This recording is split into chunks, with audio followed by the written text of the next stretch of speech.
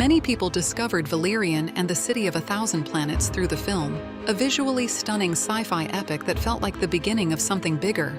But the story never truly reached its conclusion. The film never received a sequel, and millions of viewers were left wondering how the story was meant to end.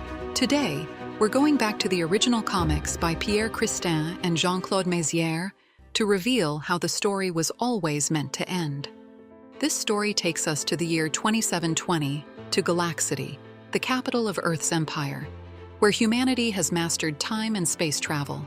Valerian, a space-time patrol agent, is assigned a critical mission: stop Zomble, a rogue technocrat who has stolen a ship with the intention of altering history itself. The villain escapes to the Middle Ages, hoping to use his advanced knowledge to pose as a wizard and conquer the past, a move that could unravel the future of humanity. Arriving in the 11th century, Valerian finds himself in a world of castles and unfamiliar dangers. During the chase, he becomes trapped in an enchanted forest where reality begins to blur with nightmares.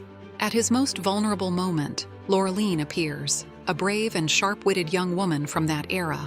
She not only saves him from a deadly trap, but also chooses to join him on his mission, revealing a level of intelligence and composure that even surprises this traveler from the future. The confrontation reaches its climax in Galaxity, where Zomble unleashes nightmare creatures, winged dragons and monsters torn straight from ancient medieval manuscripts, spreading chaos as he declares himself the first emperor of the galaxy. Valerian ultimately defeats him using a talismanic ring, stripping him of his powers at the exact moment of his coronation. This encounter marks the true birth of their legendary partnership, as Laureline proves she possesses extraordinary qualities, adapting with remarkable ease to life among the stars and the complexities of space-time travel. With Zomble and his nightmarish creatures defeated, Valerian and Laureline uncover a grim truth: Earth is heading toward a catastrophic and seemingly unavoidable fate. The agents arrive in a flooded New York City, submerged in the aftermath of the 1986 cataclysm. The city has become a maze of skyscrapers rising from the sea, where survival depends on cunning, and the law of the strongest prevails among the rusting metal ruins. The tension escalates when Valerian is captured by Sunray, the clever leader of a group of survivors who scavenge the drowned city to survive. However, that initial distrust soon evolves into a necessary alliance when they discover that Zomble is once again at work, manipulating rogue robots and outdated technology for his own dark purposes. Alongside Professor Schroeder, the heroes launch a relentless pursuit that takes them from the Atlantic coast to the treacherous Rocky Mountains, facing volcanic eruptions and violent storms tearing across a continent in agony. Zomble eventually flees to an orbital station, determined to manipulate the planet's climate on a global scale. Valerian follows him into space, and in their final confrontation, Zomble activates a defective time machine in a desperate attempt to escape. But the device disintegrates in orbit, shattering his plan and leaving him lost in the endless void of space. With the threat finally eliminated, Valerian and Laureline help their allies find refuge in Brasilia before continuing their journey. Yet their return to the future carries a bitter aftertaste. The Earth of the past remains trapped in chaos and natural disasters, a stark reminder of how fragile our own world truly is. This mission takes Valerian and Laureline to Cirta the Magnificent, the dazzling heart of an empire spanning 1,000 worlds. As space-time agents, their assignment is to observe this vast system and assess whether it could pose a threat to Earth. Upon arrival, they discover a vibrant world filled with exotic markets, where they encounter Elmir the Merchant. This sharp and resourceful ally leads the guild and seeks their help to restore order to a system on the brink of collapse. The tension rises when the protagonists realize that Cirta has fallen under the influence of mysterious beings known as the Knowers. Hiding their faces behind enigmatic masks, these figures wield absolute control over the Empire. The atmosphere grows heavy as Valerian and Laureline attempt to infiltrate the inner circles of power. Danger is ever present. These tyrants will not tolerate anyone who questions their authority or seeks to uncover the secrets they guard so fiercely in the shadows. The story takes a shocking turn with a revelation about the true origin of these villains. Valerian and Laureline discover that the Knowers are actually the survivors of an ancient Earth expedition.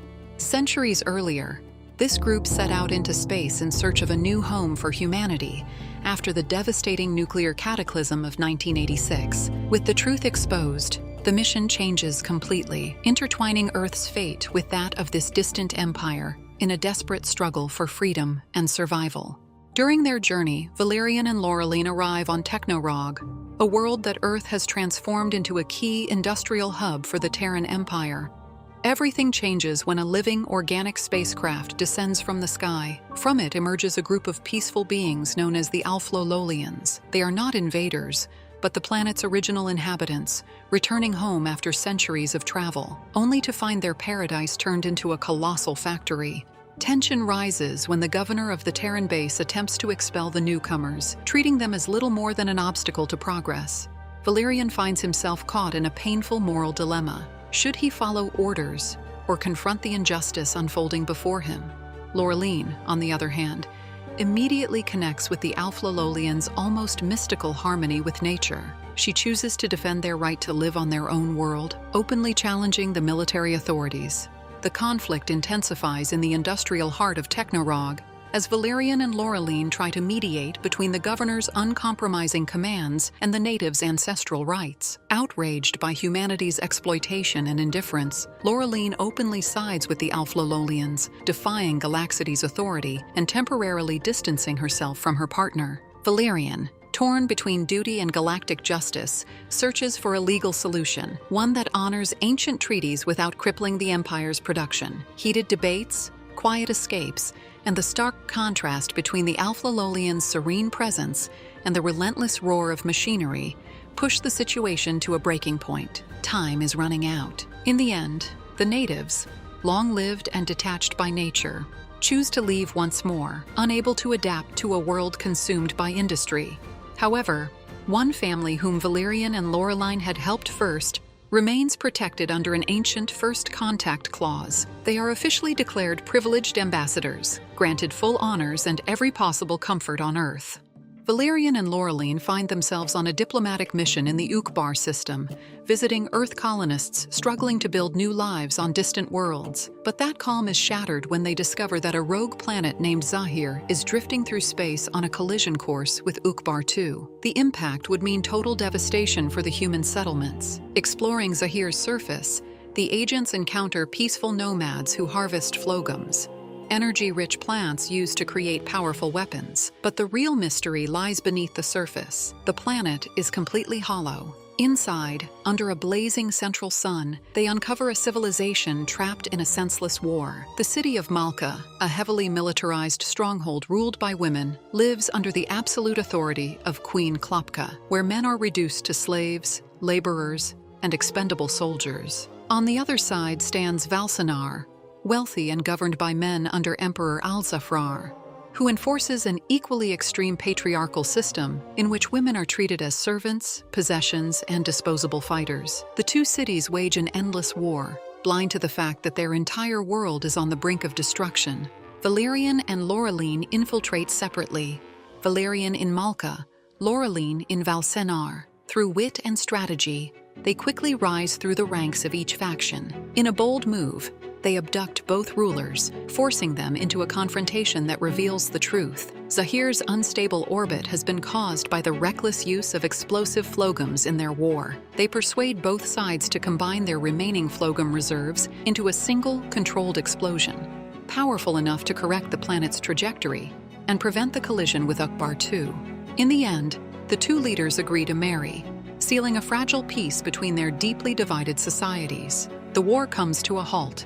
Zahir stabilizes, and the Earth colonies are saved, at least for now. Something is deeply wrong in the cosmos. In the remote north of Scotland, Laureline accompanies the elderly Lady Charlotte Seal into the imposing Inverloch Castle. The air is icy, heavy with an unsettling stillness. Laureline follows instructions that, for now, make no sense. Thousands of years in the future, Valerian struggles against his own principles as he attempts to lure a strange creature in order to bring it back through time. The being is known as the Glapumtian, a ravenous entity that Valerian must capture without fully understanding why it is needed.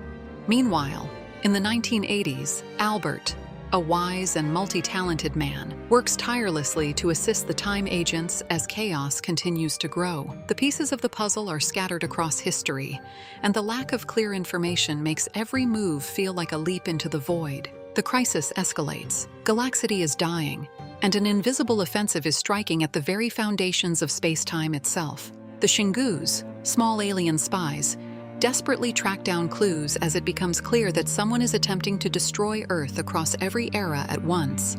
Then, inside Inverloch Castle, the unthinkable happens. A completely unexpected visitor arrives, the head of the Galaxity Agency, bringing a devastating revelation. The mysterious planet Hypsis is the true threat. Time is running out, and if Valerian, Laureline, and their allies fail to stop this catastrophe, they risk becoming ghosts themselves, erased from existence before they even realize what has hit them. It all begins within the walls of an old Scottish castle. After discovering that Galaxity is dying and that Hypsis is the true threat, Valerian and Laureline, alongside the wise Albert, set out to uncover the source of the phenomenon ravaging Earth. Their search soon leads them to the icy waters of the North Atlantic. Aboard a ship surrounded by fog and drifting ice, they are joined by the head of the Galaxity Agency, the formidable Glapumtian, and the cunning Xingus. The hunt for a ghost ship creates an atmosphere thick with fear and uncertainty. They know something unnatural is watching them from the shadows beneath the ocean, but the mystery quickly shifts from the waves to deep space. The group reaches Hypsis, a planet perched at the very edge of the known universe. There, the most closely guarded secret of creation is revealed. They are not facing an army of monsters, but a bewildering trinity of beings who seem pulled from a surreal nightmare. An old man, his son, and a cold, calculating machine that dictates humanity's fate with chilling indifference. To prevent the nuclear catastrophe of 1986, Valerian and Laureline must use every ounce of their wit to persuade these capricious gods that humanity deserves another chance. The tension is unbearable, time is slipping away, and annihilation feels inevitable. In the end, they manage to strike a pact, but the consequences are profound. The masters of Hypsis agree to prevent the nuclear disaster. In exchange, they alter the course of history itself, preventing the great cataclysm that would have become the foundation of future civilization. The result is devastating. The future Valerian and Laureline once knew dissolves into the space-time continuum. Galaxity ceases to exist, erased forever. They succeed in saving the present-day world, but at a terrible cost. Valerian and Laureline become exiles in time, stranded without a future to return to in the 28th century. The god of Hypsis watches in fury as he gazes upon the laboratories of Exis. From his celestial tower, he sees the corporation manufacturing perfect clones from the DNA of athletes, supermodels, and entertainment stars. They aren't just tampering with human nature, they are creating immortal beings and threatening his very divinity. His wrath erupts in bolts of energy that strike Exis headquarters in Paris. Stock prices plummet. Shareholders panic. The financial markets tremble under this unexplained divine assault. Amid the chaos, the fallen archangel Sat emerges like an opportunistic predator. As Exis shares crash, he quietly orders his agents to buy them in massive quantities. Cold and calculating, he exploits the fear to seize control of the company at a bargain price. But his ambition soon collides with that of the god of Hypsis. Two supernatural forces clash over humanity's fate inside a boardroom filled with terrified executives. After tense negotiations, a pact is reached. Acting as Earth's intermediary, Valerian demands crucial answers. Where is Earth now? After the altered catastrophe of 1986, Sat agrees to reveal the truth through his psychic insight. What he shows them is terrifying, the planet drifting at the edge of a supermassive black hole, its future hanging by a thread, while Galaxity remains lost somewhere in time. Later, in Davos, Switzerland, during the annual gathering of the world's most powerful leaders, LCF Sat is introduced as the richest man on Earth, the triumphant face of boundless globalization. His fortune eclipses entire nations as the media celebrates his meteoric rise. Valerian squeezes Laureline's hand and whispers with quiet determination, "We'll find Galaxity again." She answers with calm confidence, "If you say so, my love." As the world applauds a fallen angel disguised as a billionaire magnate, The space-time agents know one thing for certain: the real battle is only just beginning. Valerian and Laureline find themselves more vulnerable than ever. Without the backing of Galaxity, the former space-time agents are drifting through a cosmos where the rules have changed. The story opens with a palpable sense of urgency. They must find a new purpose in a universe that seems to have forgotten them, facing dangers they can no longer solve with futuristic technology. The conflict intensifies when they are drawn into a foreign war on the planet Blick. There, the warlord Romph claims he wants to wage war on war by launching one final devastating conflict to conquer the planet and impose peace upon it. His strategy is horrifying. He uses living beings as instruments of destruction. The intrigue deepens when Valerian and Laureline discover that these weapons are not machines, but sentient creatures subjected to extreme cruelty, including the crude and destructive Schneerfuhr, which Valerian secretly transports. Laureline, guided as always by her moral compass, becomes the emotional backbone of the resistance, while Valerian struggles to maintain control in an environment where any alliance could be a trap. Along the way, they cross paths with a caravan of wandering performers stranded on Blick, artists with extraordinary abilities. Romph deceives them and nearly turns them into living weapons too, but in the chaos, they end up temporarily joining forces with Valerian and Laureline. In the end, the heroes manage to dismantle part of the nightmare and escape, though the road to reclaiming their lost home remains long and perilous. As the story closes, the wandering performers, alongside Laureline, put on a captivating show, even performing in a Russian circus to raise funds and repair their damaged ship. Through it all, the bond between Valerian and Laureline grows even stronger. Valerian and Laureline land on Rubanis, a chaotic world where corruption and commerce rule supreme. The atmosphere is suffocating, and every corner seems to hide a trap. Stripped of their official status, the former agents now work as hired mercenaries, adding a constant layer of tension to their struggle for survival, starting with the urgent need to repair their damaged ship. The central mystery unfolds when the corrupt Colonel Talak, head of the local police, hires them, through the ever-scheming Shingus, to infiltrate the Circle of Power, a restricted zone from which no one has ever returned alive. Suspense builds as they navigate the city's concentric rings, facing a deadly bureaucracy and unseen forces that manipulate the wills of its inhabitants. Valerian ventures deep into the urban labyrinth, while Laureline is kidnapped by Nazultra, an ambitious and ruthless antagonist determined to seize absolute control. The danger comes not only from weapons, but also from reality-warping technology that makes it impossible to tell friend from foe. The most disturbing revelation awaits at the very heart of the Circle of Power. The so-called rulers are nothing more than imposters, using a holographic wave transmitter to project the illusion of authority. In the end, by sabotaging this technological deception, Valerian and Laureline dismantle the charade and escape aboard their newly repaired ship, leaving behind a city consumed by warring factions and the crumbling illusion of power.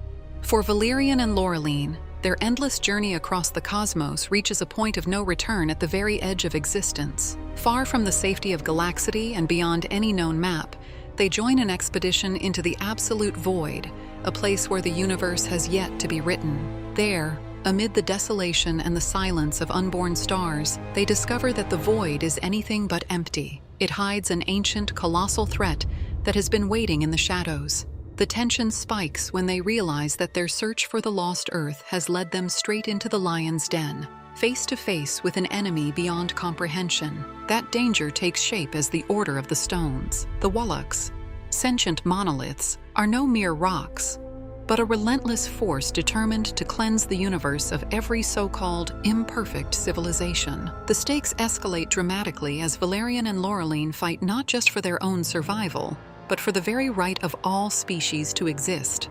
It becomes a desperate race against time, and against a cold, unstoppable entity. Hope flickers when they learn that the key to stopping these stone giants, and possibly restoring their lost home, lies in a mythical device known as the Time Opener. It is not simply a weapon, but a device capable of rewriting history itself. With the universe on the brink of collapse under the Wallach's dominion, Valerian and Laureline gather all their recurring allies for one final epic confrontation, a true cosmic Avengers-style reunion with the Xingus, Albert, and many others joining the fight. They are forced to make an impossible choice. The time opener is more than a tool. It is the key to healing the fractures in time that began with the events of Bad Dreams. In a finale filled with emotion and nostalgia, Valerian and Laureline decide to permanently leave the space-time service. With the help of Sombel, their former enemy, now redeemed and allied with them, they recover and repair their old-time miniship for one final jump. Their destination, a simpler era, early 21st century Paris, where they hope to reunite with their trusted contact, Mr. Albert. But during the journey, the aging vessel, damaged after years of neglect, suffers a catastrophic malfunction. The temporal accident reverses them physically and mentally to around the age of 6, erasing nearly all of their adult memories. The miniship crashes on the outskirts of Paris and is completely destroyed. Firefighters pull 2 unharmed children from the wreckage. Alerted to the incident, Mr. Albert uses his connections to intervene. He becomes their legal guardian, keeping their original names, Valerian and Laureline, and raising them as his own children in a quiet neighborhood of the French capital. Let us know in the comments which unfinished movie saga or TV series you'd like us to cover next. And remember, the best way to support the channel is by liking the video and subscribing. See you in the next one.